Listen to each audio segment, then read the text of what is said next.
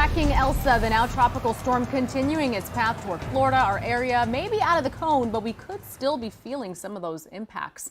Good morning. Thank you for joining us. Happy 4th of July to you. I am Sanella Sabovic. And I'm Alex Finney. Weather Authority meteorologist Brandon Orr is standing by with the latest on Elsa's track. Brandon. Yeah, the way it looks this morning, it continues to look like we're not going to see a big impact from this, but you definitely are going to see some rain bands, and the winds could be a little gusty in those. And some of those rain bands will move in as early as tomorrow morning. But I want to start with the latest 8 a.m. advisory.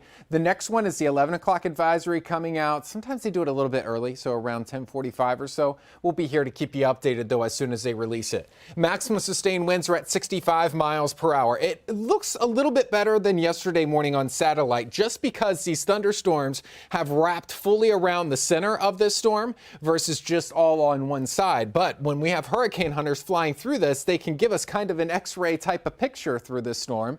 And from the data that I've seen, it still looks very disorganized. The center has been jumping around in different locations, and the wind speeds are generally sustaining that 65 mile per hour strength. They're turning around. They're going to go on the north side of the island of Jamaica and then do another pass through the center. I'll be curious to see what that finds, but I suspect it's still going to find that the storm is pretty disorganized, probably partially due to the fact that it's close to Jamaica, which has some mountains. In fact, on the far east side of Jamaica, that's where the tallest mountains are there on the island, and they're more than 7,400 feet. And it's very close to where the center of the storm is. So while the exact core of the storm is missing the island, it's close enough that these mountains are having some effect on the storm, keeping it on the weaker side.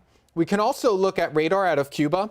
There's the center. I could see it there on radar over this loop. And it's starting to make that turn from the west-northwest more so to the northwest, and will climb over water for the most part. I think it's going to miss most of Cuba. We had some concerns about this staying out here over the open water instead of going right down the middle of Cuba, because that southerly track would keep it over water longer, and it has potential to strengthen. But it's so weak right now that I'm not too concerned. Even if it were to strengthen just slightly later on today, I don't think it has a whole lot of time before it plows into Cuba, and that should keep it on the weaker side as it emerges in the Keys. That's going to be late tomorrow night into early Tuesday morning, somewhere in the lower Keys or maybe just west of there. It's kind of where our computer models have been converging on. Notice none of these kind of plow it into Miami and the rest of South Florida. So I think we're looking okay with this.